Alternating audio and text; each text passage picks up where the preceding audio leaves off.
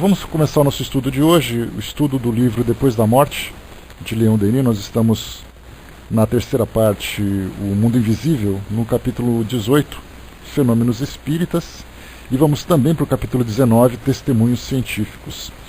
Lembrando que desde ontem nós começamos com uma nova prática aqui no nosso trabalho, que é a leitura dos boletins publicados por Allan Kardec, de todas as atividades que eram realizadas em cada sessão lá na Sociedade Parisiense de Estudos Espíritas. Então, nós fizemos a leitura ontem do primeiro boletim, do de uma ata, isso exatamente, André.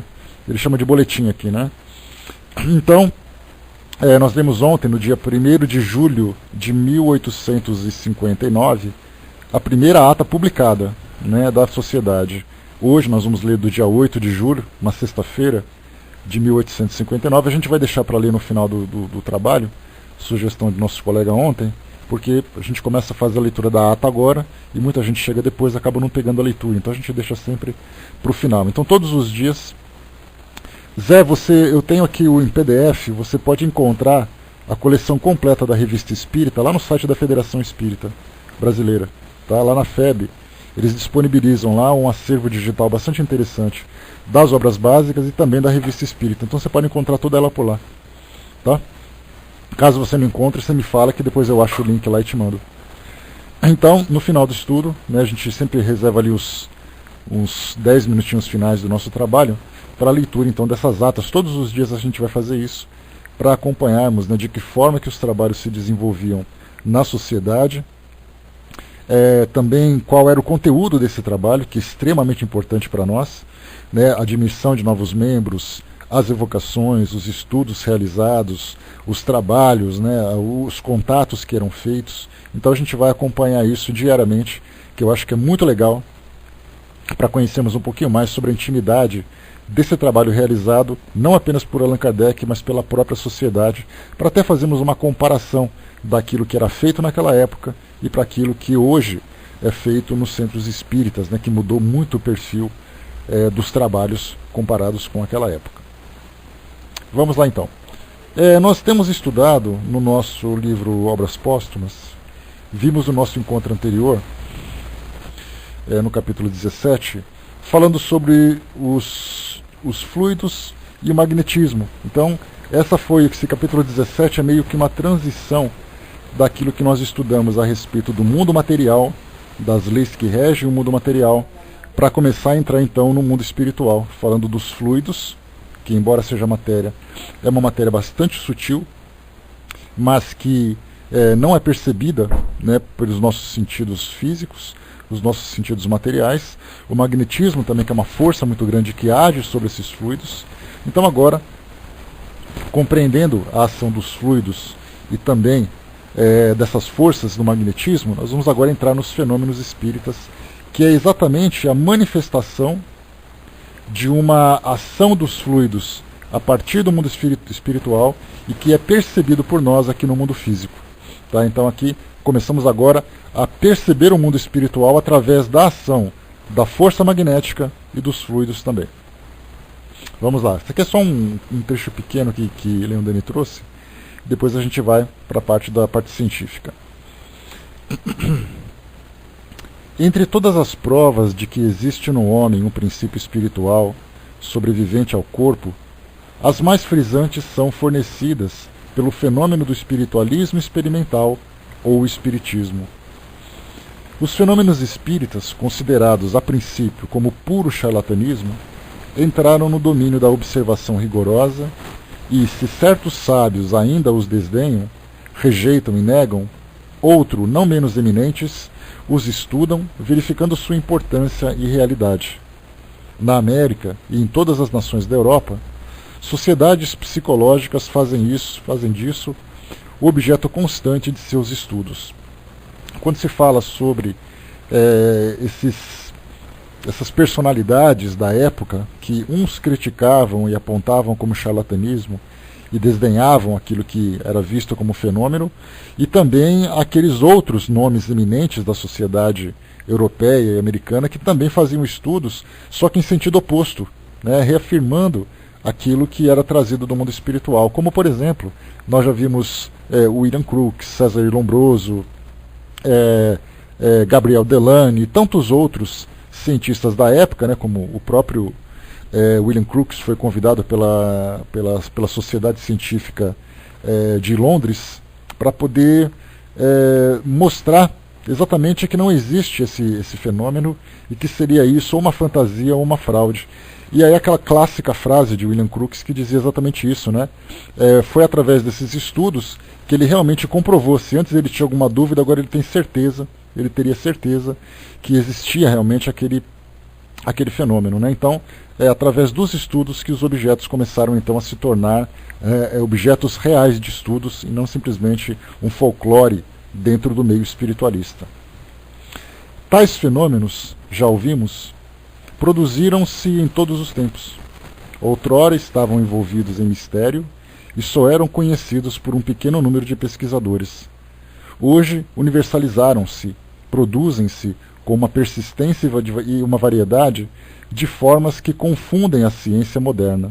Então, muitos fenômenos que hoje são observados ou são simplesmente ignorados pela ciência, ou quando chamam a atenção da ciência, muitas vezes não são explicados.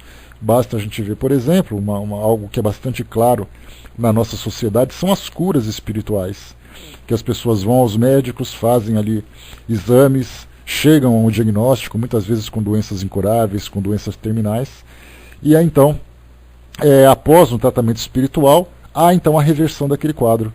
E através dessa reversão, né, com essa reversão, os pacientes voltam a fazer nova bateria de exames, se submetem a as novas consultas para chegar a um diagnóstico, e aí então os médicos observam uma regressão significativa ou mesmo um desaparecimento do agente causador daquela doença e não sabem explicar.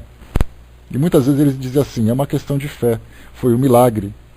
Né? Então partem muito mais para essa parte do sobrenatural do que entender o fenômeno dessa transformação como algo natural dentro daquilo que nós já estudamos, das leis que compõem o mundo espiritual, a ação magnética, a ação dos fluidos. Né? Então, isso hoje é muito, muito interessante nós vermos isso. E outros casos também, né, desses milagres que são observados, principalmente dentro da Igreja Católica, que tem ali um grupo de cientistas que fazem pesquisas para detectar se realmente é um fenômeno miraculoso, como por exemplo estátuas ou os símbolos, né, ou estátuas que sangram, corpos que são que não se deformam, no caso dos cadáveres, né, naquele processo de saponização, que é o nome que se dá para isso, que também não compreendem, né, alguns santos desencarnam, seus corpos são preservados durante séculos, até hoje nós temos muitos corpos que são preservados e não se sabe exatamente por quê. Temos ali algumas teorias, né, mas teorias que se aplicam em alguns casos, mas não se aplicam em outros. Né? Então temos ali vestígios que são observados, evidências que são encontradas para uma comprovação, mas em outros casos não. Né? A saponização é um processo de transformação, Fernanda, da gordura do corpo, né, em determinados ambientes que tem temperaturas específicas, que tem umidade específica, que tem algum tipo de substância química específica. Então esses corpos, esses cadáveres, são colocados nesses locais para sepultamento natural, e depois de um tempo eles são tão exumados para fazer algum tipo de transporte ou algum tipo de exame, e aí observam que esses corpos estão ali intactos. Então, através desses estudos, né, eles acabam chegando a essa conclusão. Esse processo de saponização é um fenômeno químico que acontece no corpo que preserva, né, matando bactérias. Muitas vezes até chegaram à conclusão, por exemplo, de um paciente que estava submetido ou que estava sofrendo uma doença terminal, hospitalizado, recebendo muitos medicamentos e tudo mais, após a morte do seu corpo físico, o corpo fica preservado da ação das bactérias exatamente pela quantidade de substâncias químicas que ele ingeriu através do tratamento, por causa das medicações. Então muitos antibióticos, né, muitos anti-inflamatórios, e aí quando o indivíduo, o seu corpo físico morre, esses remédios continuam em ação matando essas bactérias e aí preservando o organismo. Então são muitas teorias que são apresentadas para poder explicar esses fenômenos, mas tem outros casos que não acontecem. São pessoas que têm ali uma morte natural são sepultadas em locais diferentes dos outros, e aí então não se sabe explicar. E aí então vem exatamente ali naquela parte da religião que traz então a teoria dos milagres, do sobrenatural. Então nós temos muitos fenômenos hoje que explicam. Recentemente nós tivemos uma jovem na Indonésia, se eu não me engano, que é católica, e durante a comunhão, quando ela estava ali recebendo a hóstia, ela então...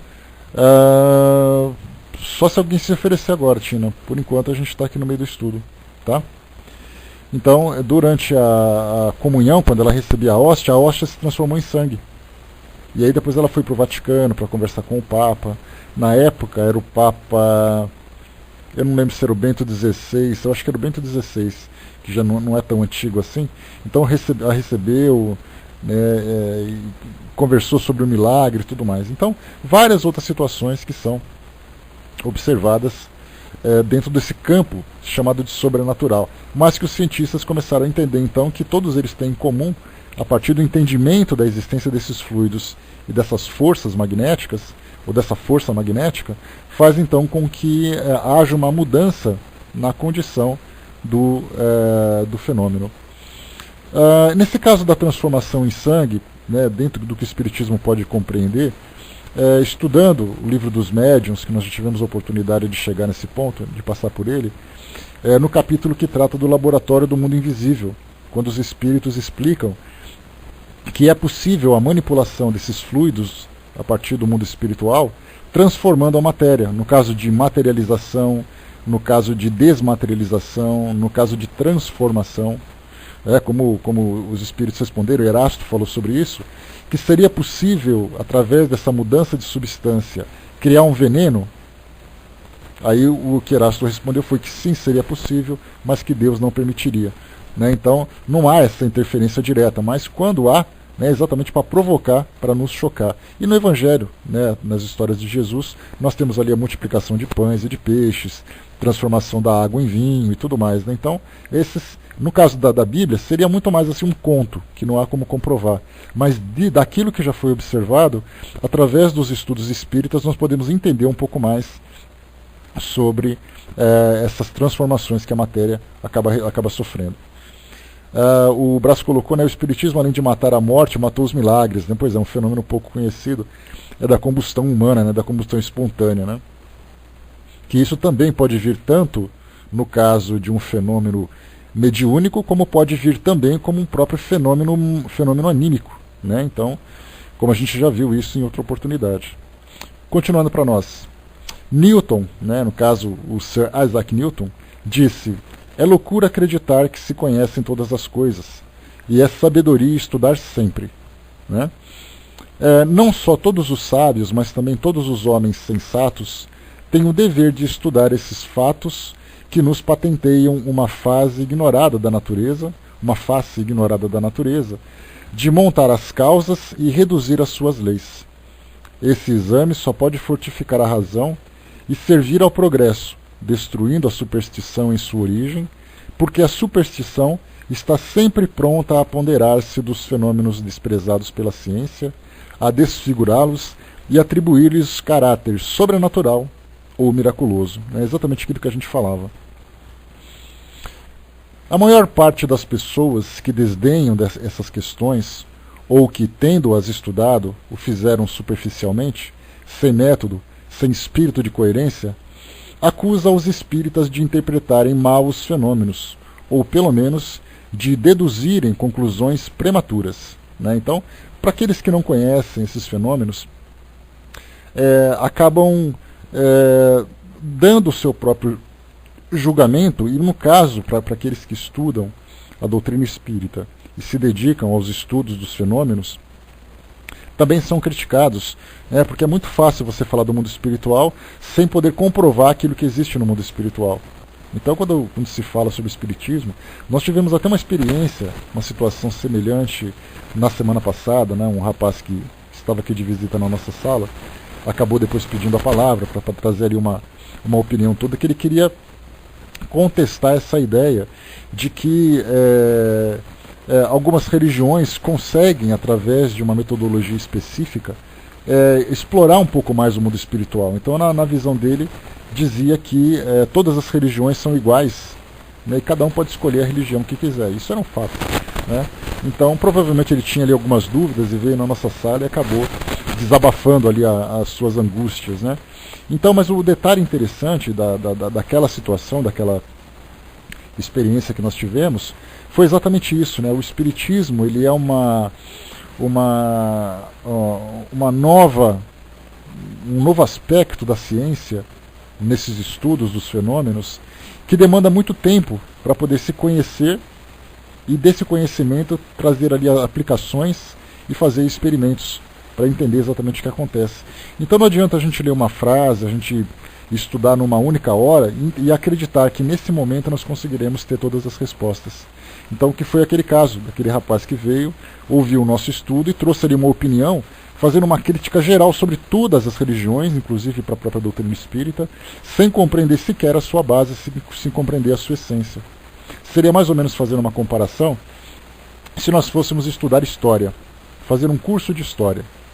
Nós estudaríamos a pré-história, a história antiga, a história medieval, a história moderna, a história contemporânea, com seus personagens, com suas datas, com os seus eventos, etc, etc. E aí então, a partir desse estudo geral, nós teríamos uma aula para falar sobre Revolução Industrial. Dessa Revolução Industrial, nós não abordamos nada que não seja além daquilo que diga respeito àquele fato. Então dizer que eu não acredito em história, não acredito na história antiga, simplesmente porque não foi falado nesse elemento, nesse fato, durante a Revolução Industrial, não significa que os demais fatos não sejam verdadeiros. Então é importante que nós façamos um estudo amplo e abrangente sobre todos os elementos, sobre todas aqueles fatos que são apresentados, para entendermos exatamente um contexto que foi apresentado, sem nos precipitarmos em trazer ali uma opinião individual, uma opinião pessoal, né? O Brás colocou, dizem que William Crookes foi contratado para desmentir o feitiço e virou contra o feiticeiro, né? Que foi exatamente o que eu comentei com vocês agora há pouco, né? Esse Trapeiro colocou, bom dia, né? Que não é só religião, é ciência e filosofia. Mas naquele caso, esse Trapeiro que eu estava comentando agora há pouco, esse rapaz ele entendeu exatamente que nós falávamos sobre religião, porque se tratava de uma questão, de um estudo sobre... acho que temas do Evangelho que nós falávamos. Então, naturalmente, se eu falo sobre Evangelho e alguém chega aqui na sala para ouvir o nosso estudo, dá a entender que nós estamos falando de uma religião, sem entender exatamente as bases científicas e toda a filosofia que envolve o entendimento do espiritismo. Hoje, nesse caso, nós estamos falando sobre fenômenos espíritas e testemunhos científicos. Hoje nós estamos falando sobre ciência. Alguém que procuraria uma assistência espiritual não encontraria aqui hoje, porque o nosso tema não é esse. E por isso que eu falo assim, cada estudo nosso aborda um tema diferente, e alguém que chega na sala desavisado, que não acompanha o desenrolar dos estudos, vai achar que a doutrina espírita se resume naquilo que foi falado naquele momento. Né? Então, por isso é importante que todas as vezes que nós aplicarmos o nosso conhecimento espírita, entrarmos no debate espírita, nós tenhamos sempre esse preparo para abordarmos essas três questões com toda a sutileza, com todo o cuidado, para que aquele que é o nosso interlocutor compreenda exatamente que o espiritismo não tem apenas aquele único aspecto, mas ele tem vários aspectos, né? Vamos em frente. Deixa eu voltar um pouquinho aqui. Espera que eu me perdi aqui onde eu estava. Tá aqui. Só voltando ao parágrafo anterior para a gente retomar aqui. A maior parte das pessoas que desdenham essas questões, ou que tendo-as estudado o fizeram superficialmente, sem método, sem espírito de coerência, acusa os espíritas de interpretarem mal os fenômenos, ou pelo menos de deduzirem conclusões prematuras. É o caso, por exemplo, dos debates que existem entre cientistas e espíritas, e aqueles que seguem as religiões tradicionais e os espíritas. Alguém chega e fala assim, olha, eu fui no santuário de tal santo e ali eu recebi um milagre. a gente fala assim, não é milagre, é que isso é uma ação dos fluidos, que os espíritos manipulam através de uma força magnética. Eles falam, mas que blasfêmia você está cometendo, você não sabe do que você está falando, você não conhece o poder de Jesus. E aí começa aquela exaltação religiosa para explicar isso tudo. Ou então, quando se conversa com um cientista, a gente vai falar, aquela mudança aconteceu por ação dos fluidos. Ele vai dizer, não existe lei na física nem na química que explique aquilo. Isso que você está falando não tem coerência. Então, tanto de um lado, entrando no campo religioso, como do outro lado, entrando no campo científico, quando não se tem conhecimento mais aprofundado, ou se tem um estudo, ou se não tem nenhum estudo, cada um usa esse argumento contra a doutrina espírita sem sequer conhecer, né, saber do que se está falando. Por que o Espiritismo tem essa autoridade de falar? Porque a sua metodologia científica lhe dá essa autoridade. Continuando para nós. Claro que nós não vamos falar de um tema científico sem ter conhecimento científico. Aí já seria uma arrogância da parte dos espíritas. Mas a partir do momento que se tem um conhecimento científico e que se tem conhecimento do espiritismo e se juntam os dois conhecimentos para explicar determinado evento, aí sim acaba sendo incontestado. A esses adversários do espiritismo, responderemos que já é alguma coisa ganha o fato de eles se apegarem à interpretação dos fenômenos e não à sua realidade. Efetivamente, os fenômenos verificam-se e não se discutem. A sua realidade é atestada, como vamos ver, por homens do mais elevado caráter, por sábios de alta competência, de nome aureolado por seus trabalhos e descobertas. Mas não é preciso ser sábio de primeira ordem para averiguar a existência dos fenômenos, que, caindo debaixo dos sentidos, são, portanto, sempre verificáveis. Qualquer pessoa, com alguma perseverança e sagacidade, colocando-se nas condições necessárias, poderá observar esses fatos e formar sobre eles uma opinião esclarecida. Palavras muito sábias de Leon Denis aqui nessa passagem, dizendo que o fenômeno é o fenômeno, ou seja, o fato é o fato. E aquele velho e bom provérbio popular, contra fatos não há argumento, ou seja, aconteceu. A partir daquele acontecimento vem então a análise. Muitas vezes essa análise é ignorada. Como é o caso, por exemplo, vamos falar daquilo que hoje é observado com muita naturalidade, ou com muita frequência na sociedade, não com tanta naturalidade porque ainda existem resistências, é o caso do fenômeno mediúnico. Alguém chega e fala assim, olha, eu sou médium e eu psicografo. Nesse caso, existe ali algo diferenciado naquela pessoa que vive aquele fenômeno. Dependendo do meu ponto de vista, eu vou ignorar completamente porque não me interessa conhecer aquilo. Eu vou falar que o espiritismo é coisa do diabo, que aquela pessoa sofre de algum transtorno mental, sem sequer conhecer a pessoa e sem sequer conhecer o fenômeno, a fisiologia do fenômeno e o objetivo dele também. Então, o que nós vemos hoje é exatamente isso, as pessoas se precipitarem, emitirem uma opinião, ou por preconceito, e como o próprio nome diz, o preconceito é um pré-conceito, ou seja, eu crio uma definição, um entendimento de algo que sequer eu conheço. É o que acontece com relação às situações, aos eventos, aos locais, às pessoas. E o preconceito existe em todos os lugares. Então o espiritismo também sofre por isso. As pessoas veem um fenômeno, criam suas fantasias em torno daquilo que vem na televisão, aquilo que ouvem dos contos populares, aquilo que recebem de educação equivocada durante a sua formação religiosa, e aí então falam do espiritismo com propriedade, como se conhecessem, né, como se tivessem conhecimento para aquilo tudo. Era o caso de um preconceito que a gente pode citar só a título de ilustração breve. Era o caso, por exemplo, de certa vez eu estava vendo um programa religioso, evangélico, e aí então, aquele programa Fala Que Eu Te Escuto, que vocês devem se lembrar, que passa na Rede Record, que é produzido pela Igreja Universal do Reino de Deus, no momento, o dia do debate, falava sobre o suicídio de Allan Kardec por causa do assédio dos demônios que ele evocava. E falavam isso no ar, os debates eram tirados porque Allan Kardec chamava os espíritos de luz e falavam com toda a ironia, e no final das contas ele acabou cometendo suicídio. E no fim das contas, quer dizer, Kardec não cometeu suicídio, Kardec teve um problema cardíaco, que ele era cardiopata, né, tinha sofrido do coração, teve um infarto fulminante, veio a desencarnar. Não tem nada a ver com suicídio, não tem nada a ver com isso. Ou seja, o preconceito acaba sendo muito mais interessante porque você não precisa fazer força para explorar nenhum campo de conhecimento do que você se dedicar ao estudo. Porque quando você se dedica ao estudo, você necessariamente se envolve com aquela informação. Você se envolve com aquela ideia.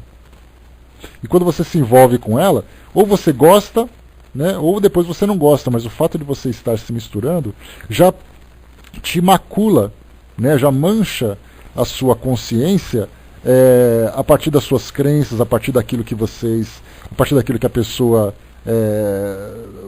dos relacionamentos que aquela pessoa possui. Né? Então, tudo isso que nós vemos hoje, o que é? Exatamente a facilidade que nós temos de destruir, ao contrário da dificuldade para se construir alguma coisa. Porque para construir um edifício, precisa de um engenheiro. Para destruir, só precisa de alguém que saiba bater martelo. Então a gente vê a diferença de uma coisa para outra. Deixa eu ver aqui. Leonardo colocou, né, os cientistas estudam se Deus realmente existe. Eu dispenso a opinião da ciência sobre fatos que correspondem a Deus e à fé. A comprovação de Deus na vida de um homem é alicerçada na experiência da sua fé no seu dia a dia.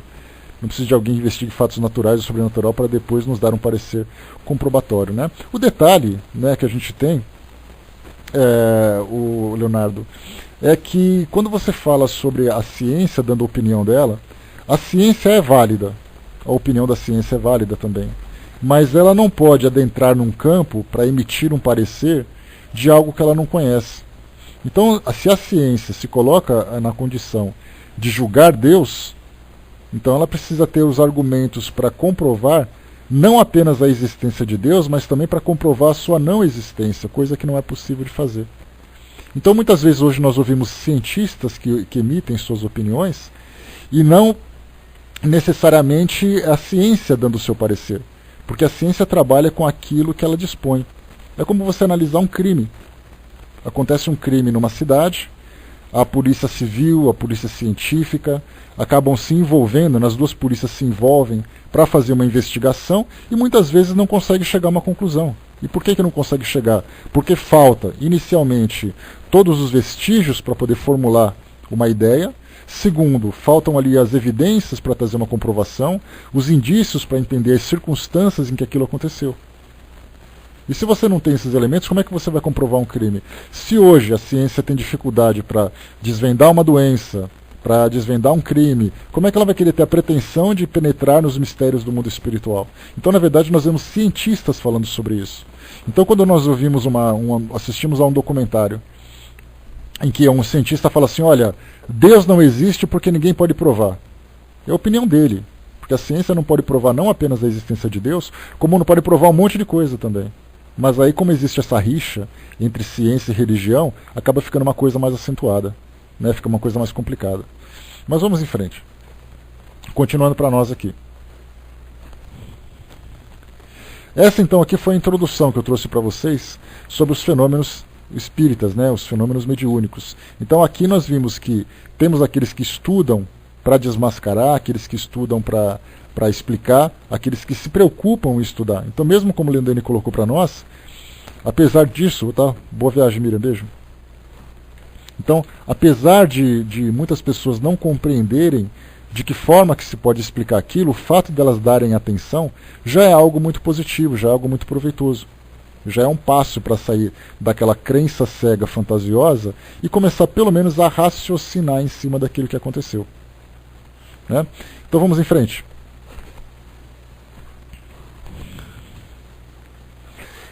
Capítulo 19, testemunhos científicos. Agora vamos prestar atenção aqui porque ele vai falar sobre exatamente de que forma que as coisas aconteceram lá do século XIX até o início, meados do século XIX, até o início do século XXI, período em que Leon Denis se dedicou a esses estudos, para vermos exatamente como era a mentalidade da época, os depoimentos, os fenômenos que eram observados. E façamos depois uma comparação daquilo que nós temos hoje.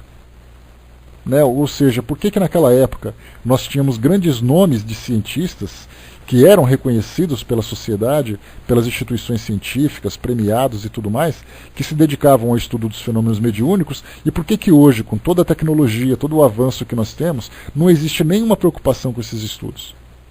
Vamos entender aqui então. Testemunhos científicos.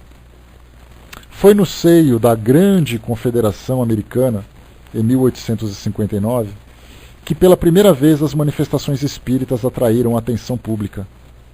Pancadas faziam-se ouvir em vários aposentos, móveis deslocavam-se sob a ação de uma força invisível, mesas agitavam-se e feriam ruidosamente o solo.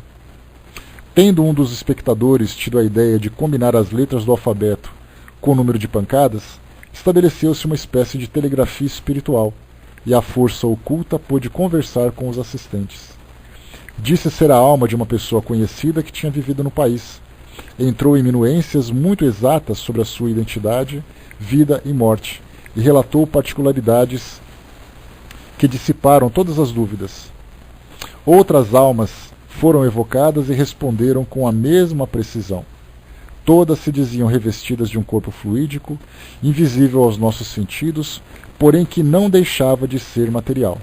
Aqui em cima, quando se fala em 1850, eles não falam sobre as Irmãs Fox. Aqui no caso o Leon Denis não faz referência a Irmãs Fox, fala sobre um outro evento, né? Já que no caso das Irmãs Fox não houve toda essa agitação e não era um nome reconhecido, né? De uma pessoa conhecida que tinha vivido no país. Então aqui ele fala sobre outro fenômeno que também aconteceu nos Estados Unidos.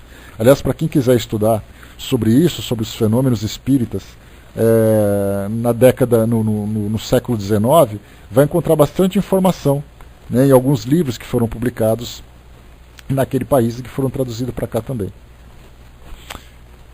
Rapidamente, multiplicaram-se as manifestações, que pouco a pouco se foram estabelecendo por todos os estados da União. De tal sorte preocuparam a opinião, que certos sábios, acreditando ver nelas uma causa de perturbação para a razão e paz pública, resolveram observá-las de perto, a fim de demonstrarem o seu absurdo. Foi assim que o juiz Edwin Ondes, presidente do Supremo Tribunal de Nova York e presidente do Senado, e o professor de Química Mapes, da Academia Nacional, foram levados a se pronunciarem sobre a realidade e o caráter dos fenômenos espíritas. Suas conclusões, formuladas depois de rigoroso exame, constam em obras importantes, e por elas está declarado que tais fenômenos eram reais e que só podiam ser atribuídos à ação dos espíritos. Propagou-se o movimento a tal ponto que, em 1852, foi dirigida ao Congresso, em Washington, uma petição assinada por 15.000 pessoas a fim de se obter a proclamação oficial da realidade dos fenômenos. Um sábio célebre, Robert Reis, professor da Universidade da Pensilvânia, tomou francamente o partido dos espíritas, publicando sob o título Experimental Investigation of the Spirituous Manifestations, uma obra que fez sensação e na qual estabeleceu cientificamente a intervenção dos espíritos. Robert Dale Owen, sábio e escritor notável, também se ligou a esse movimento de opinião e escreveu várias obras para favorecer, entre as quais a que teve por título Footfalls on the Boundary in Another World, Investidas as Fronteiras de um Outro Mundo, de 1877, conseguindo um êxito considerável. Segundo Russell Wallace, o moderno espiritualismo conta hoje, nos Estados Unidos, 11 milhões de adeptos, representados por uma imprensa numerosa, 22 jornais ou revistas, cujo órgão principal é o Banner of Light, de Boston. Então, quando ele fala aqui para nós, né, Russell Wallace, nós já estudamos sobre ele, lá no nosso recesso do início do ano, quando nós voltamos, nós dedicamos uma semana de estudos de introdução para conhecermos um pouquinho sobre as personalidades que se tornaram significativas para a formação das bases do Espiritismo. Então estudamos também sobre Russell Wallace, que ele foi um pesquisador que estava ali muito próximo a Charles Darwin, falando também sobre a teoria da evolução das espécies, fazia um trabalho semelhante. E o Russell Wallace ele também fazia estudos a respeito da mediunidade dos fenômenos espíritas.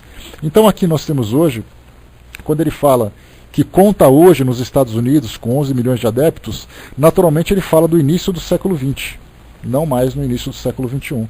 Então essa informação aqui ela já está um século ultrapassada, né? E consequentemente muita coisa já aconteceu de lá para cá. O Brasil, por exemplo, se tornou o país com o maior número de espíritas, né? Também se transformou num país que desenvolveu o espiritismo em vários aspectos que até então não eram conhecidos na época, enquanto que outras nações, como no caso dos Estados Unidos, que se dedicavam quase que institucionalmente, né, nas suas universidades, nas suas instituições públicas, a avaliarem esses fenômenos, hoje já não se fala mais nisso. Hoje os Estados Unidos, quando se fala em fenômeno mediúnico, se resume na produção de filmes falando sobre demônios, sobre fantasmas, etc. e tal. Então, muita coisa infelizmente mudou de lá para cá, tanto nos Estados Unidos, como também na própria França, né, na Europa de um modo geral. A Inglaterra se dedicava a esses estudos, na França também se dedicava, hoje nós não temos mais isso tudo. Então a gente vê que aquilo que era visto num aspecto científico, naquele início, pessoal, vamos para o estudo, naquele início que era das bases científicas do Espiritismo, se transformou hoje muito mais no Espiritismo, no seu aspecto espiritual, religioso, do que necessariamente o científico. Infelizmente é uma perda significativa para a doutrina espírita. Continuando aqui então, falamos sobre a América do Norte. Na Inglaterra, porém, é que as manifestações espíritas foram submetidas à análise mais metódica. Numerosos sábios ingleses têm estudado os fenômenos da mesa com uma atenção perseverante e minuciosa, e é deles que nos vêm as mais formais testemunhos.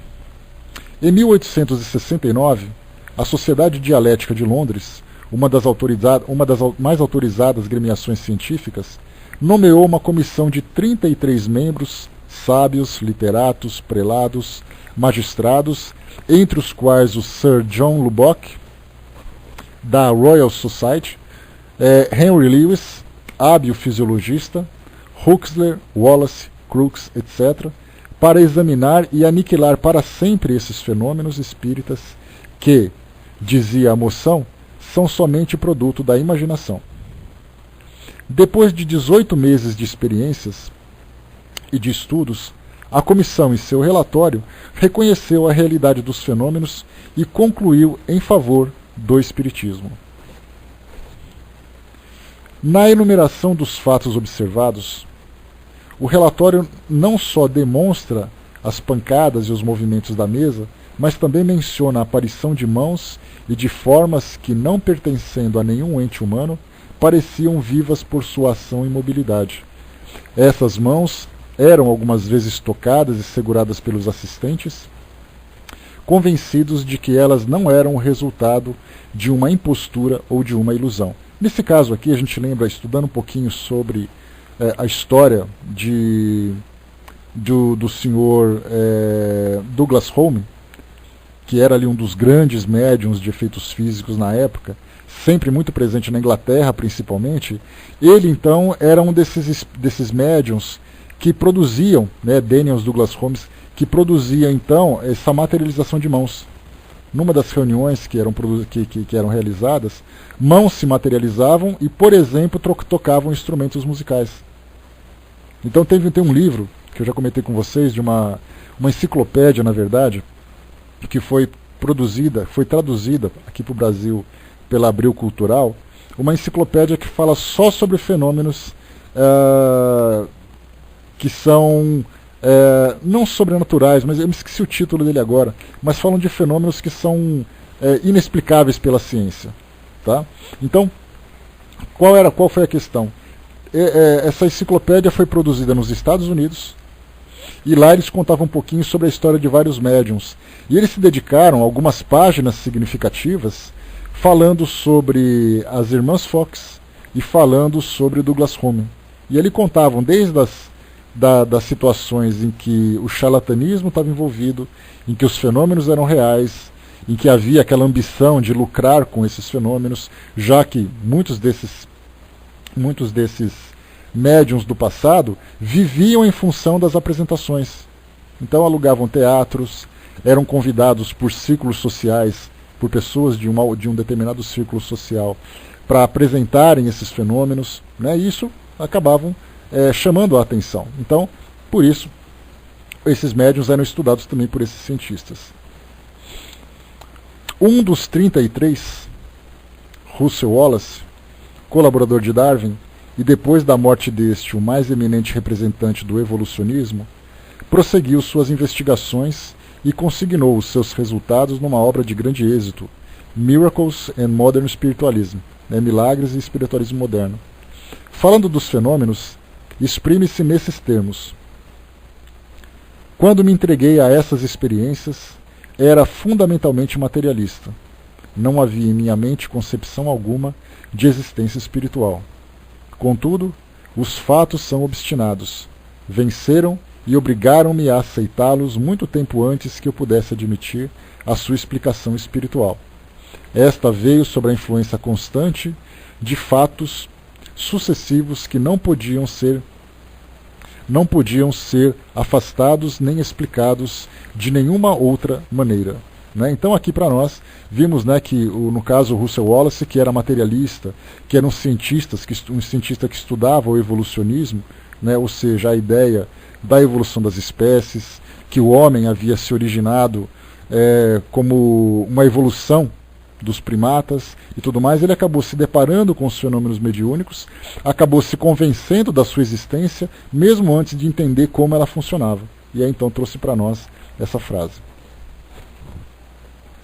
Entre os sábios ingleses, cujos testemunhos públicos podem ser invocados em favor da manifestação dos espíritos, também citaremos Staunton Moses, conhecidos como Oxon, professor da Faculdade de Oxford, que sobre estas matérias publicou um livro intitulado Spirit Identity, e uma outra obra denominada Psychography, onde trata principalmente dos fenômenos de escrita direta.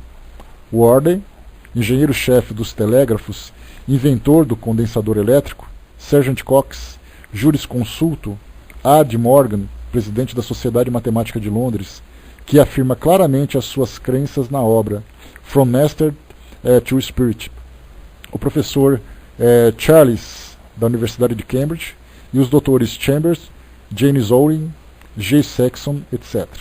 Aqui são nomes que para nós hoje não têm tanta relevância, mas o que vale para nós é compreender que as instituições estavam preocupadas e comprometidas com esses estudos através, né, dessas personalidades que hoje se manifestam. Além de todos esses nomes, justamente estimados, há um outro maior e mais ilustre que vem, pessoal, vamos para o estudo, vamos lá, hein? Além de todos esses nomes, justamente estudados, há um outro maior e mais ilustre que vem juntar-se à lista dos partidários e defensores do Espiritismo. É o de William Crookes, membro da Royal Society, Academia de Ciências da Inglaterra. Não há ciência que não deva uma descoberta ou um progresso a esse espírito sagaz. Os trabalhos de Crookes sobre ouro e prata, sua explicação do sódio ao processo de amalgamação, são utilizados em todas as oficinas metalúrgicas da América e da Austrália. Com o auxílio do heliômetro do observatório de Greenwich, foi ele o primeiro que pôde fotografar os corpos celestes. As suas reproduções da Lua são célebres. Seus estudos sobre os fenômenos da luz polarizada, sobre a espectroscopia, não são menos conhecidos.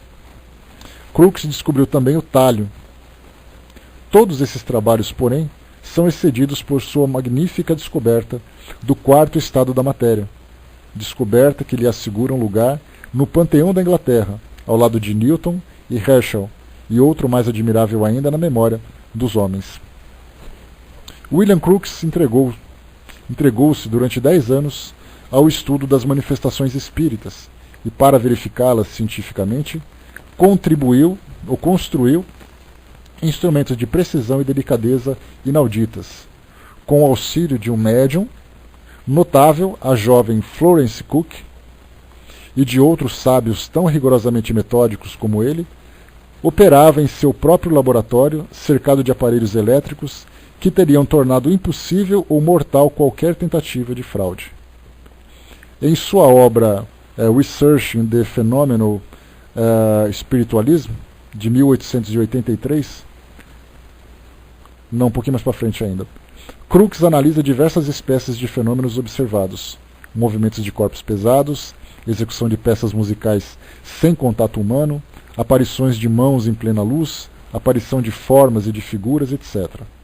Durante vários meses, o espírito de uma jovem e graciosa mulher, chamada Kate King, mostrou-se todas as noites aos olhos dos investigadores, revestindo, por alguns instantes, as aparências de um corpo humano provido de órgãos e de sentidos, conversando com Crookes, com sua esposa e com os assistentes, submetendo-se a todas as experiências exigidas, deixando-se tocar, auscultar, fotografar, após o que se esvaía como tênue névoa.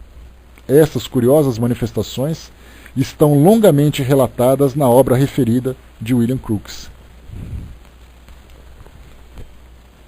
A Society of Physical Research, outra agremiação de sábios, entrega-se há 10 anos a investigações profundas sobre os fenômenos de aparição.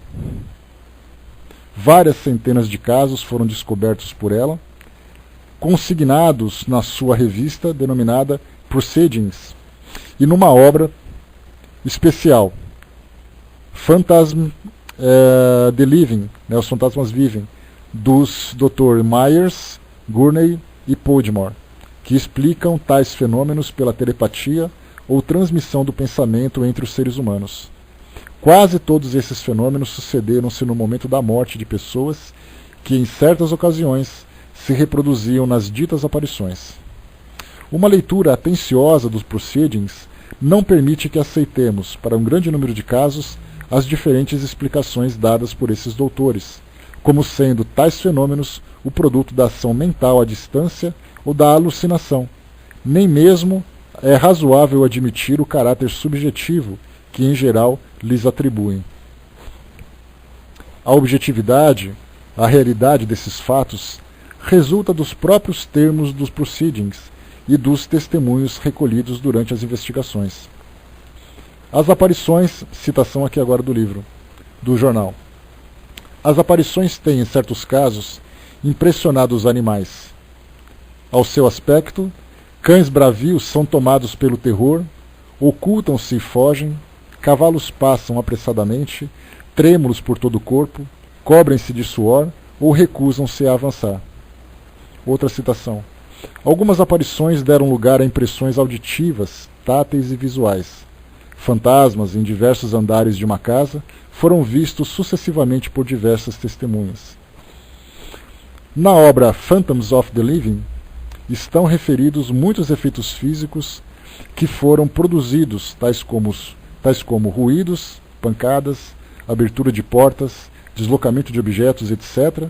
Aí também foram mencionadas vozes predizendo os acontecimentos. Certas aparições também puderam ser fotografadas.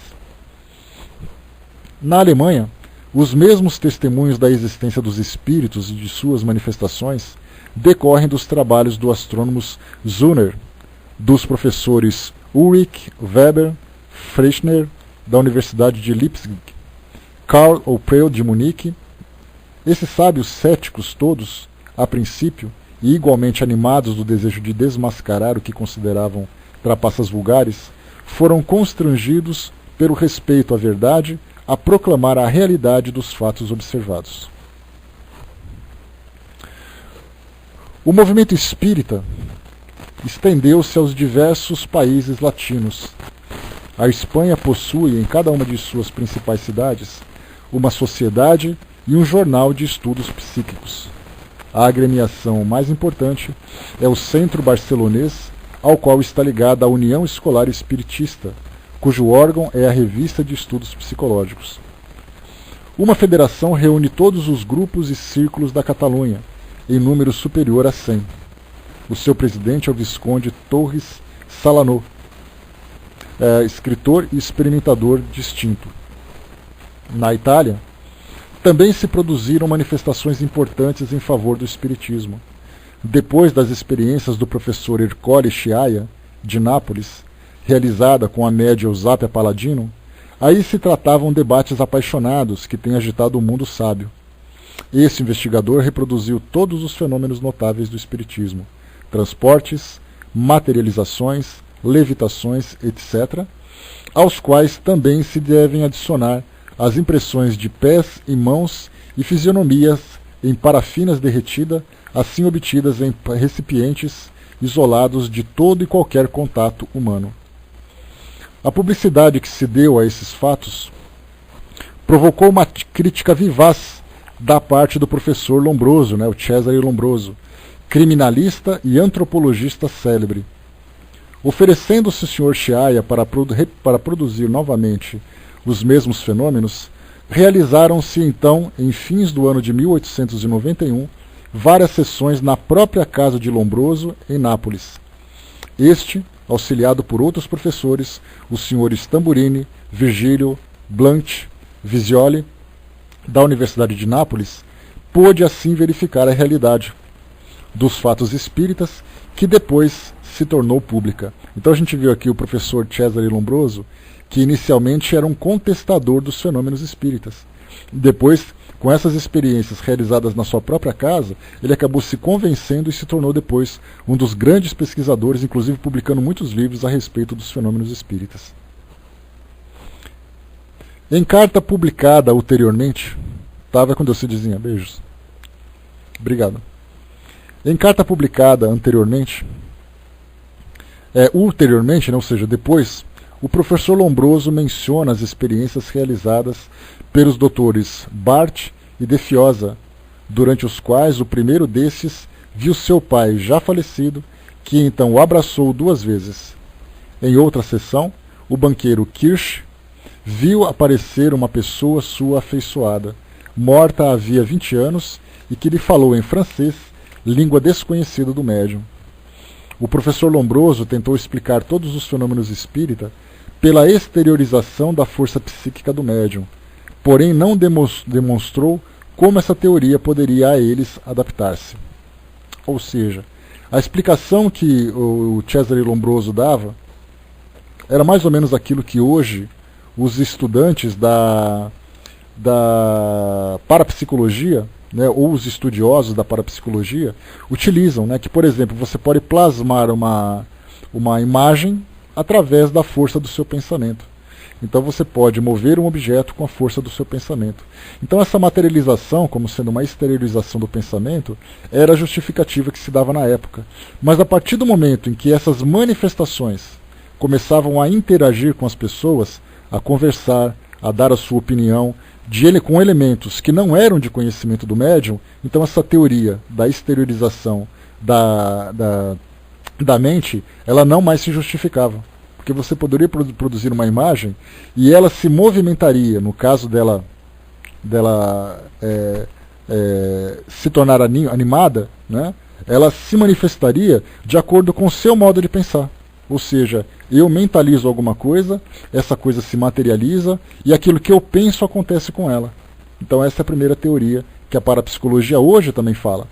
Nós tivemos só para a gente ter uma ideia, para ilustrarmos um pouquinho esse fenômeno, nós tivemos um debate na época em que o programa Fantástico apresentava aquele quadro Caçadores de Mistérios, se eu não me engano, em que o Padre Quevedo era o grande apresentador. Então ele estava sempre ali investigando, falando sobre casos que eram apresentados pela mídia, ou ele ia até o local para fazer uma análise e tal. E aí então ele acabou se deparando depois com Clóvis Nunes, que é lá do Nordeste, eu acho que é de Salvador, se eu não me engano. E aí então Clóvis Nunes, que é um pesquisador da transcomunicação instrumental, daquela comunicação dos espíritos através dos equipamentos eletrônicos, e aí então o Padre Quevedo apresentou uma matéria falando sobre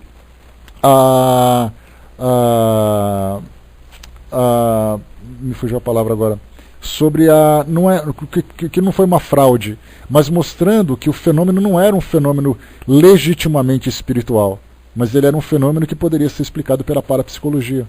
Então ele dizia o seguinte, que todos aqueles equipamentos que captavam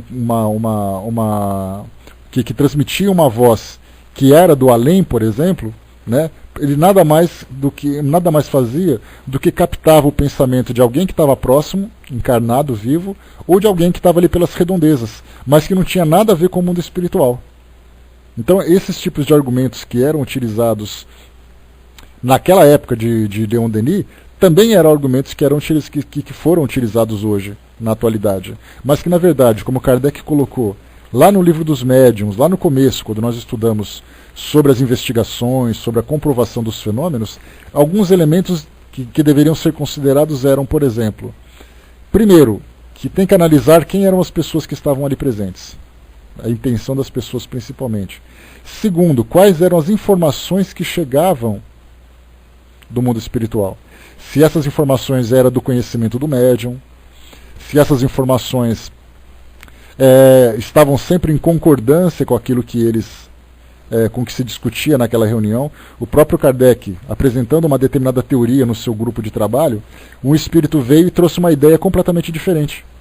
E aí Kardec falou, essa é uma prova que para nós é incontestável, porque todos nós estávamos ali com um pensamento voltado para uma direção, e veio uma resposta do mundo espiritual dizendo que nós estávamos equivocados, que a direção era para o outro lado.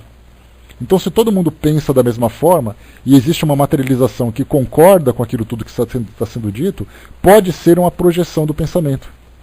Mas a partir do momento em que há uma discordância, ou um assunto que é desconhecido surge à tona, significa exatamente que existe um elemento a mais que deve ser investigado. Foi a partir daí que Allan Kardec, então, se aprofundou, inicialmente nos estudos dos fenômenos espíritas, e depois outros cientistas também vieram trazer esse mesmo entendimento.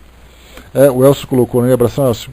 As obras de Cesare Lombroso acenderam polêmicas, influenciaram muito legisladores e escritores. Pois aí, inicialmente, por ele ser um investigador por excelência, por ser criminalista e antropologista, ele então ele queria exatamente desmascarar isso tudo.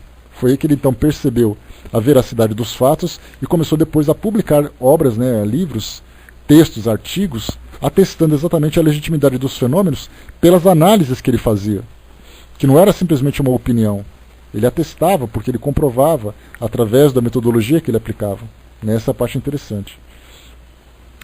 O Elcio colocou, Lombroso, sempre fiel ao método experimental, legou aos espíritas um excelente acervo de esclarecimentos sobre mediunidade e o vasto campo fenomenológico. Né? O detalhe triste, né, o Elcio, é que nós, nos tempos contemporâneos, nós não seguimos essa tendência de continuarmos essas investigações, de aplicarmos essa metodologia. Então, tudo aquilo que nós estudamos hoje, podemos observar, né, que quando nós fazemos um estudo que fala sobre fenômenos espíritas, todas as justificativas que são utilizadas vêm exatamente do final do século XIX e começo do século XX. Não temos hoje um cientista da atualidade que diz assim, eu comprovei tal coisa e publiquei isso, passou no Jornal Nacional. Nós não vemos essas coisas. Então, quando você está num congresso, tem lá materialização. Qual é a materialização que a gente utiliza? Kate King, através de Florence Cook, no final do século XIX. Nós estamos há quase 130 anos à frente e utilizamos ainda esses mesmos argumentos do final do século XIX, porque na atualidade nós não temos material para isso. Nós temos a Ana Prado, né, que é no Pará. A Ana Prado ela foi uma grande médium de materialização e ela foi ali o objeto de estudos que acabou depois se transformando num livro chamado A Mulher que Falava com os Mortos. Um livro bem interessante para quem gosta de fenômenos. E também nós tivemos ali o próprio Peixotinho, que também é um outro médium, lá da região de Minas Gerais, Rio de Janeiro, né, que ele era de um outro lugar e veio para o Rio de Janeiro, isso. Então Peixotinho também foi alvo de estudos de fenômenos de materialização, fenômenos de efeitos físicos. Então nós temos esses dois casos que eles são muito pouco aproveitados. Então hoje nós falamos assim, as pesquisas de William Crookes, porque William Crookes era uma pessoa importante para aquela época. Mas na atualidade nós não temos nenhum cientista que se destaque, um doutor na sua área, que faça uma pesquisa, que se debruce sobre esses temas para estudar. Né? Leonardo colocou, né, no cinema, a levitação de objetos e ruído de vozes fez muito sucesso de bilheteria. Todas as pessoas gostam de ver esses filmes. E é um suspense, né? Pois é, eu também curto muito, Leonardo. Eu já assisti também muita coisa. Inclusive eu fiz uma edição, logo que nós começamos o estudo do livro dos médiuns. Na nossa primeira aula desses estudos, eu apresentei aqui na nossa sala um vídeo de mais ou menos uns 25, 30 minutos, com vários trechos de filmes que falavam sobre fenômenos mediúnicos, tanto nacionais como internacionais. Depois eu posso até depois trazer para vocês aqui de novo. Eu tentei postar no YouTube, mas como ele tem trechinho de filmes, ele acaba não aceitando, né, porque tem direitos autorais e tudo mais. Então, depois eu posso até apresentar aqui na sala para vocês. Mas eu falo de vários filmes assim, da década de 80, filme da década de 90, da primeira década agora, né, do novo século e tal. Então, vários trechinhos que mostram isso, desde comunicações, de vidência, audiência, etc. e tal, né? Então, a origem é alemã, tá? Que significa espírito barulhento, né? O poltergeist. Deixa eu ver aqui. Tá, continuando então. Deixa eu correr aqui que a gente está chegando no final já. Tá aqui. O professor Lombroso tentou explicar todos os fenômenos espíritas pela exteriorização da força psíquica do médium, porém não demonstrou como essa teoria poderia a eles adaptar-se, no que a gente comentou agora. Desde então, em 18 de novembro de 1892, La Italia del Pololo, jornal político de Milão, publicou um suplemento especial em que se vêem as atas das 17 sessões efetuadas nessa cidade, em casa do Sr. Finzi, com a presença da mesma médium Eusápia Paladino. Esses documentos estão assinados pelos seguintes sábios eminentes de diversos países. Schiaparelli, diretor do Observatório Astronômico de Milão. Alexander Aksakov, conselheiro do Estado da Rússia, diretor da revista Psychic Student, de Leipzig. Cardo Prel, de Munique. Angelo Broferio, professor de filosofia. Gerosa, professor de física da Escola Superior de Agricultura em Portici. Ermacora e G. Finzi, doutores em física. Charles Richet, professor da Faculdade de Medicina de Paris, diretor da Revue Scientifique.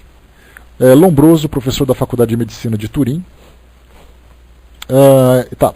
Essas atas mencionam a produção dos seguintes fenômenos observados em plena luz.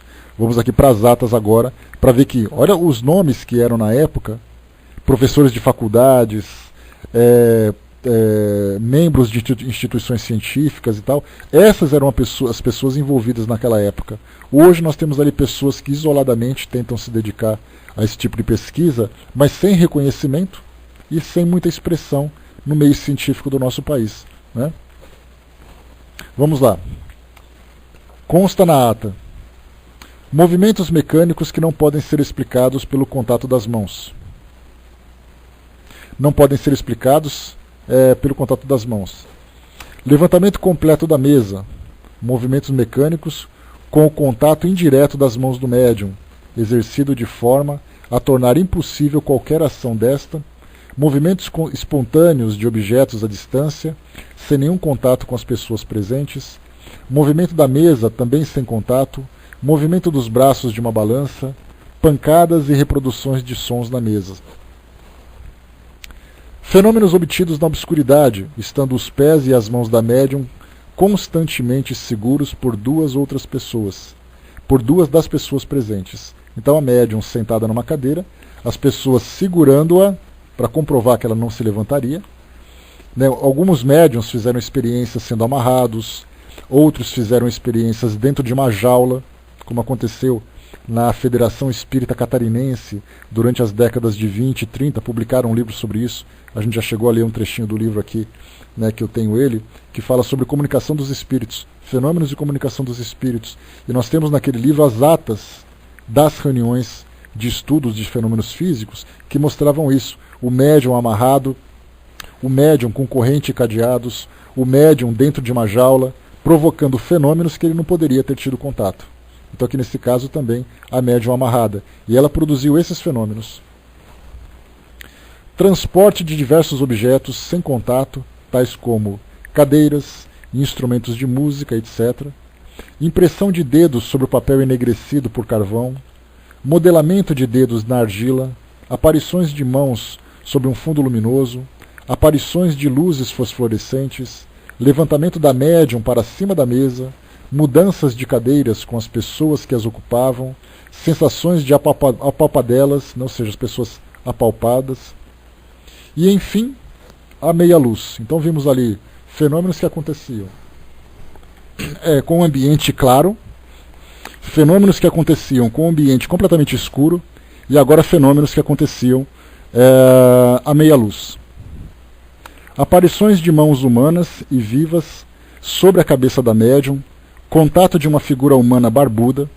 Então isso aqui na ata que estava sendo descrito, né? Nas suas conclusões, os referidos experimentadores estabeleceram que, devido às precauções tomadas, não era possível nenhuma fraude. Do conjunto dos fenômenos observados, dizem eles, despreende-se a vitória de uma verdade que injustamente... Só um instantinho aqui que eu apertei o botão errado.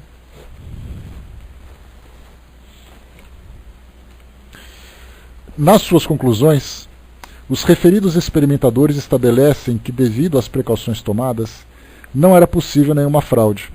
Do conjunto dos fenômenos observados, dizem eles, depreende-se a vitória de uma verdade que injustamente muitos têm querido tornar impopular, né? Então, ou seja, ocultar. Muitos jornais se negavam a publicar essas notícias, muitas editoras se recusavam a publicar os livros que traziam esses depoimentos, né? Então, vários efeitos, fenômenos que aconteciam ali. Olha que interessante, Leon Denis comenta aqui para poder encerrar o estudo. No Brasil, em Portugal, nos Açores, na Austrália, nas repúblicas do Rio da Prata, ou seja, Rio da Prata falando da Argentina, né? E do Pacífico, no México, em Porto Rico e Cuba, o espiritismo também se tem desenvolvido extraordinariamente, devido, isso em grande parte, à boa aceitação que ele encontra na consciência dos povos e aos fatos que se produzem. Em todos esses países, há centros e revistas ou jornais espíritas que se encarregam de propagar esta consoladora doutrina, entre as quais podemos mencionar, como mais antigos, O Reformador, órgão da Federação Espírita Brasileira, com sede no Rio de Janeiro, a Revista Espírita de La Havana, órgão da Sociedade La Reencarnación, em Havana, e a Revista Constância, órgão da Sociedade Espírita Constância, em Buenos Aires. Olha que legal essas informações, que eu tenho certeza que muitos de vocês não sabiam, não tinham tido contato, como eu também não tinha quando eu li isso aqui. Né? Leon Denis fazendo referência à Federação Espírita Brasileira, à Sociedade Espírita Constância na Argentina, falando de Havana. Então, desde aquela época. E nesse período aqui, nós falamos de presidência como o Dr. Bezerra de Menezes, que foi presidente da Federação Espírita Brasileira. Então, nós estamos numa época em que só nomes de grandes personalidades se destacam. Leon Denis, na Europa, Kardec já havia desencarnado nessa época, mas nós tínhamos ali Cesare Lombroso, tínhamos ali William Crookes, tínhamos aqui no Brasil a Federação Espírita Brasileira trabalhando com o estudo dos fenômenos. Olha só a relevância que o Brasil teve também naquele desenvolvimento inicial. Mas a partir do momento em que aqueles... Pois é, para mim também, Elcio, né? uma deliciosa novidade, diga-se de passagem. Então, o importante é a gente pensar que no início do século XX, final do século XIX, início do século XX, o Espiritismo no Brasil tinha esse aspecto científico. Conforme essa geração de cientistas foi ficando para trás, o Espiritismo foi se adaptando à nova realidade e se tornou, então, um Espiritismo muito mais voltado para o aspecto evangélico do que para o aspecto científico. Né?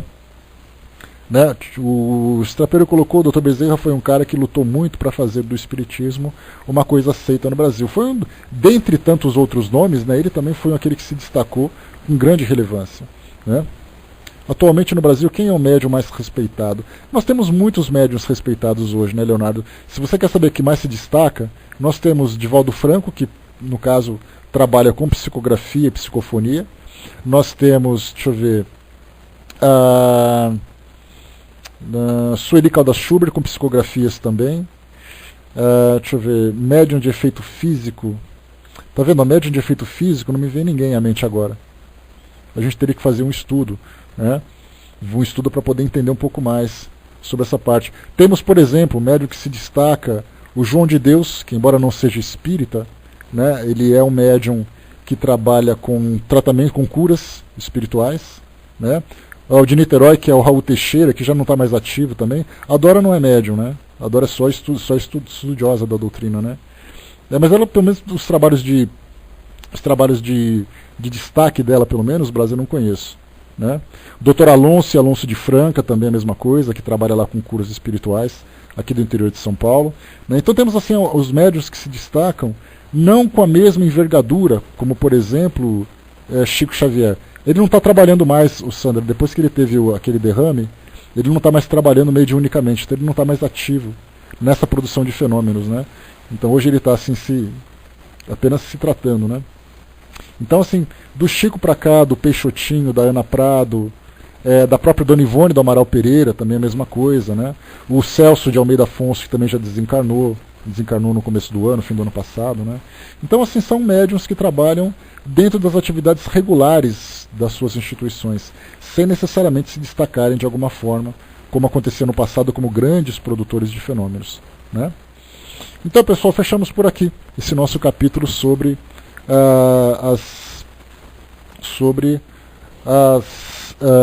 os testemunhos científicos.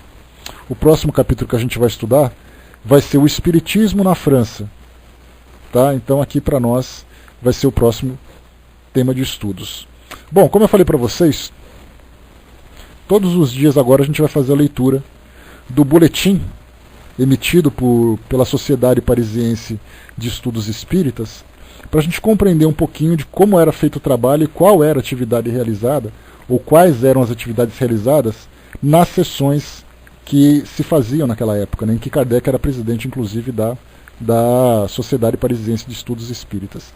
Nós lemos ontem a ata do dia 1º de julho de 1859, numa sexta-feira. Hoje, sexta-feira de novo, que era uma vez por semana que eles se encontravam, 8 de julho de 1859. Então a gente vai ler só a título de curiosidade para a gente poder adquirir um pouco mais de conhecimento. Então aqui eu vou fazer a leitura corrida. É um texto pequeno, 5 minutinhos. Vamos lá. Leitura da ata e dos trabalhos da sessão anterior. Comunicações.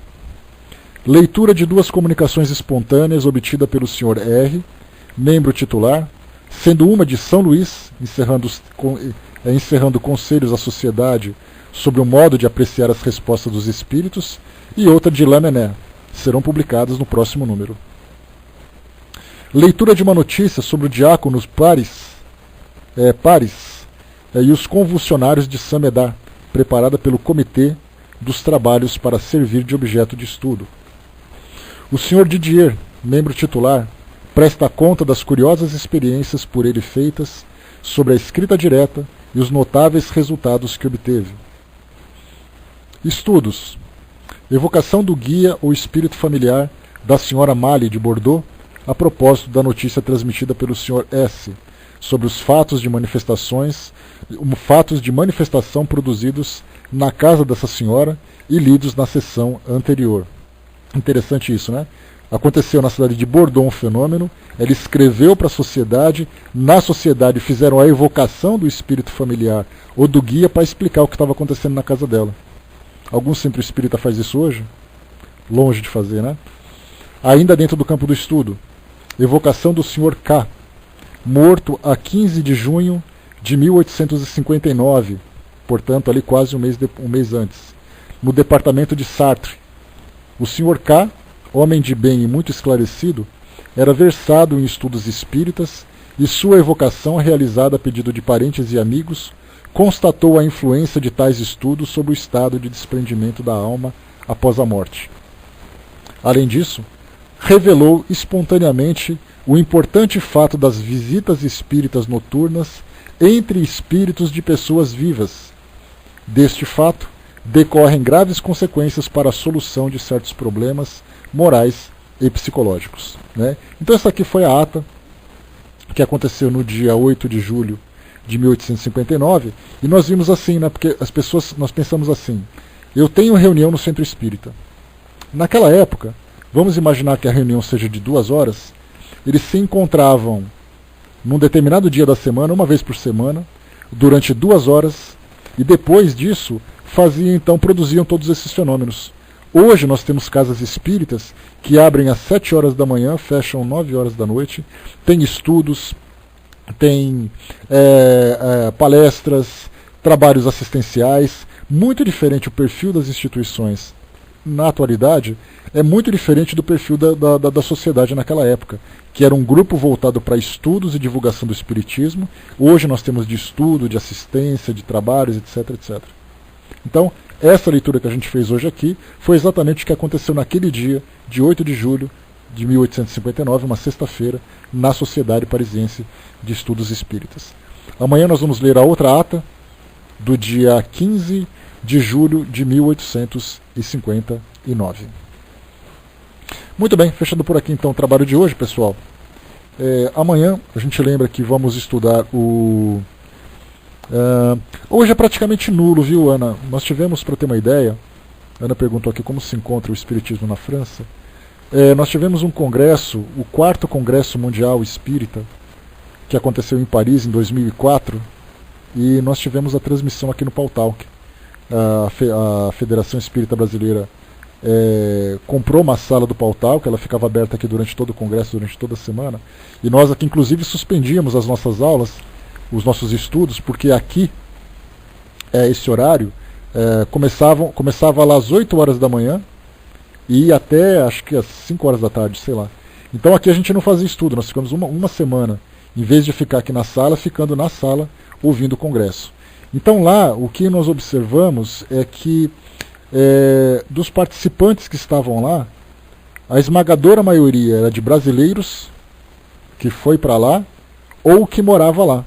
E dos franceses que estavam lá, estavam acompanhando brasileiros. Dos palestrantes que estavam lá, coisa de 70% era de brasileiro. Outros espanhóis, outro que falava inglês, outro francês e tal. Então assim, a gente vê que na França hoje, um amigo nosso, o Vidal, que frequentou aqui a nossa sala durante um tempo, ele foi para Paris agora no mês de julho do ano passado, para passar férias, passou 30 dias por lá. Acho que foram 2 ou 3 semanas. E ele visitou o cemitério Père Lachaise, né, onde se encontra Kardec e outras personalidades. O Père Lachaise, para vocês terem uma ideia, ele é comparado ao cemitério da Consolação aqui em São Paulo. Né? Qual que é o cemitério, para vocês que são do Rio de Janeiro, que tem aí aquela fama de um cemitério turístico? Qual é o nome do cemitério de vocês aí? Me falem aí. Não, mas é mesmo, porque no caso da Consolação, por exemplo, tem guias turísticos, porque aqui na Consolação nós temos sepultados a Princesa Isabel, temos sepultados Monteiro Lobato, então tem passeios turísticos dentro do cemitério. Né? Então é algo que acontece realmente. E no Rio de Janeiro também tem um cemitério em que tem atração turística. No caso do Père Lachaise, nós temos lá personalidades de grande nome. Voltaire está sepultado lá, Kardec está sepultado lá, que mais? Músico sepultado lá também. Então, nesse caso, ele foi até lá também, né? Mas enfim, foi visitar esse cemitério e tudo mais. E ele foi numa biblioteca, numa livraria em Paris, né? Existe, por incrível que pareça. Aqui em São Paulo nós temos isso, né? Em Buenos Aires também tem um cemitério muito importante lá, onde tem o túmulo de Evita Peron, onde as pessoas fazem lá fotografias, peregrinações e tal. Até porque também o cemitério, como a gente já comentou aqui numa outra oportunidade, num estudo que a gente fez, existe um estilo artístico chamado arte tumular. Né? Ou seja, são escultores, são artesãos que produzem peças para ilustração de túmulos. Então aqueles anjos que nós vemos, aquelas estátuas, tudo isso é chamado de arte tumular. E muitas pessoas vão a esses cemitérios para fotografarem, para visitarem, para conhecerem e tudo mais. Pode ser uma coisa meio mórbida, mas eu me lembro quando eu fiz uma viagem para Congonhas do Campos, em Minas Gerais, eu tive a oportunidade de visitar um cemitério que tinha lá que fazia parte do pacote turístico. Visitei o túmulo de Tancredo Neves, que foi presidente nosso aqui do Brasil em 1984. 84, 85, não me lembro, acho que foi 84. Então, é meio mórbido, mas as pessoas vão. Né? Quando eu fui aqui em São Paulo, também no Museu do Ipiranga, nós tínhamos ali os túmulos de Dom Pedro I e da Imperatriz Leopoldina, expostos a público também, né? Aquele de mármore preto, com uma coroa dourada em cima, etc. Né? Então temos isso daí. Mas enfim, voltando ao que eu estava falando. O Vidal, ele foi então em Paris e foi numa livraria e quis comprar livro de Allan Kardec. E aí então a atendente da livraria não sabia de quem ele estava falando. Aí ele começou a explicar, não, porque é do espiritismo e coisa e tal. Aí ela falou, ah, tá bom. Aí ela foi lá no fundo da livraria, pegou um livro que estava ali encostado que ninguém comprava e vendeu para ele o livro em francês. Então, para você ver, na França, nas livrarias não conhecem a obra de Allan Kardec. Então, perguntando como está hoje na França, ele é um país de pouca expressão, apesar de ter se originado por lá. Né? E a gente lembra, né, em termos de proporção, nós tivemos agora, o ano passado, o Congresso Internacional em Cuba, né, que Cuba é considerado o segundo país, em termos de proporção de habitantes e centros espíritas, o segundo maior país espírita do mundo. Então o Brasil em primeiro, Cuba em segundo, por incrível que pareça. São João Batista, Ana? Obrigado, então. Então o cemitério São João Batista, para quem vai lá, vai encontrar família imperial, vai encontrar artistas, vai encontrar grandes nomes da política, do esporte. Né? Então a gente vê que tem esses programas, por incrível que pareça. Faz parte de uma atração turística interessante. Né? Mas vamos lá, então é isso aí. Tá? Fechando por aqui, então. No próximo estudo então, do nosso livro Obras Póstumas, nós vamos estudar o Espiritismo na França, só que na França no século XIX. E isso é interessante, o Brás também tinha comentado sobre isso, né, Brás? Numa outra oportunidade, a gente vai entender, ou vai tentar entender, aquilo que a França era em termos